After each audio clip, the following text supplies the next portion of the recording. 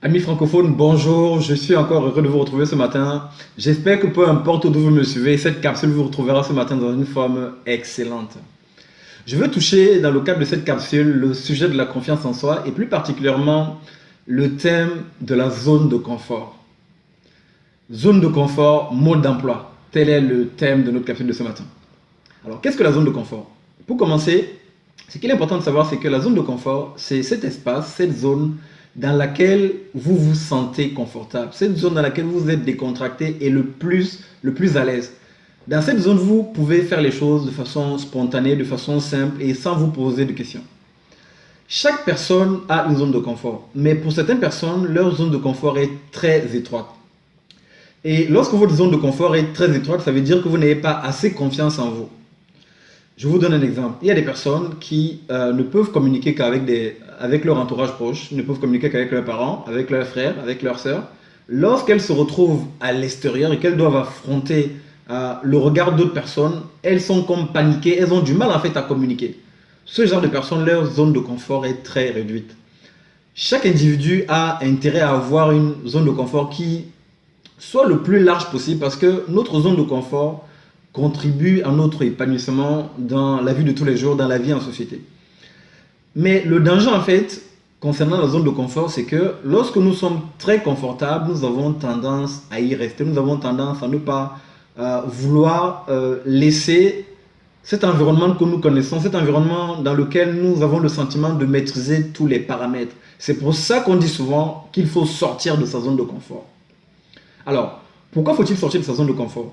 Il faut sortir de sa zone de confort simplement parce que nous ne pouvons pas amener notre potentiel à une dimension supérieure si nous continuons à rester dans un environnement dans lequel nous maîtrisons toutes les choses.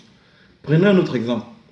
Certaines personnes, leur environnement professionnel, leur poste de travail est devenu leur zone de confort. Pourquoi? Parce qu'ils occupent ce poste depuis 5, 7, 10, 15 ans pour certaines personnes et elles maîtrisent en fait tous les contours de leur poste. Lorsqu'il y a une nouvelle personne qui arrive, c'est à ces personnes qu'on va demander de former les nouvelles personnes. C'est bien de se sentir confortable, de maîtriser les différentes choses qui sont autour de nous. Mais cette personne-là, si elle veut aller à une autre dimension, il faut qu'elle puisse sortir de la zone de confort qu'elle maîtrise. En fait, il faut qu'elle puisse aspirer à occuper un autre poste. Alors, c'est vrai qu'aspirer à occuper un autre poste, ce poste va forcément être différent de ce que nous avons aujourd'hui. Donc, il y a une sorte de risque, parce que rien ne me dit qu'en aspirant à occuper un autre poste, je vais trouver le même confort que j'ai aujourd'hui. Et c'est là, en fait, tout l'intérêt de sortir de notre zone de confort, parce que en sortant de la zone de confort, d'une part, c'est vrai qu'il y a un risque, mais il faut regarder, en fait, l'autre pendant. D'un côté, il y a un risque, mais de l'autre côté, en fait, il y a ce qu'on appelle, en fait, du progrès. En sortant de ma zone de confort, je vais explorer de nouvelles possibilités, je vais explorer de nouveaux horizons et cela va me permettre en fait de progresser. Si je décide de laisser mon poste aujourd'hui et j'aspire à occuper un poste avec plus de responsabilités, un poste où je vais faire de nouvelles choses, il est vrai qu'il y a ce risque de ne peut-être pas y arriver. Mais lorsque je regarde les choses autrement, lorsque je regarde les choses avec une mentalité d'apprentissage, je peux simplement me dire, je prends le risque de faire ces nouvelles choses.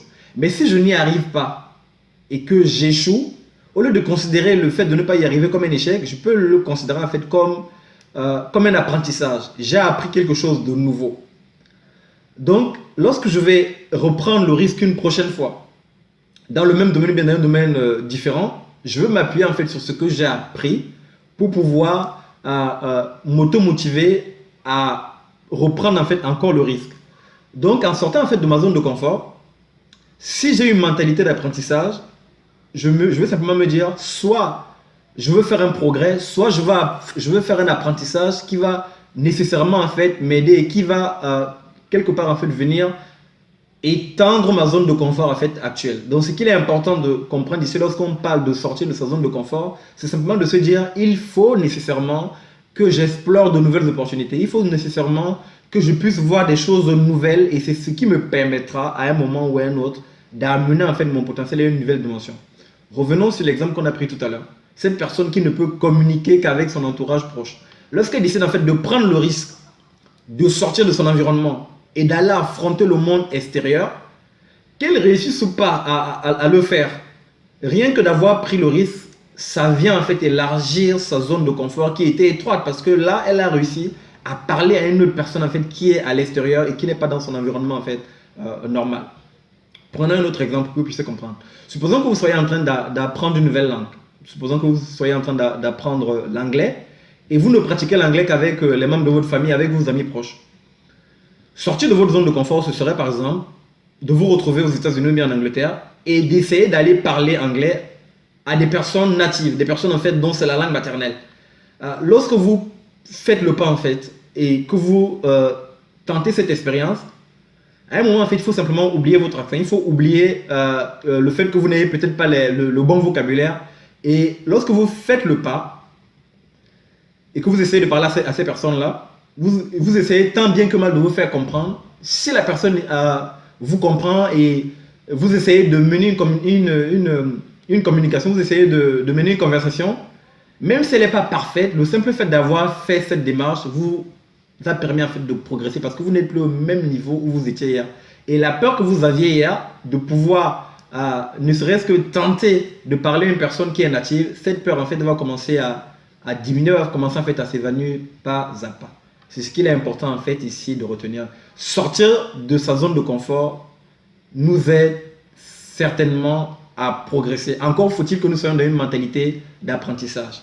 Donc c'est ce que je voulais vous communiquer au travers de la capsule de ce matin. Donc il est important pour chaque personne, pour récapituler, il est important pour chaque personne d'avoir une zone de confort parce que cela nous permet de nous épanouir et de mieux vivre en société, de mieux vivre avec les autres.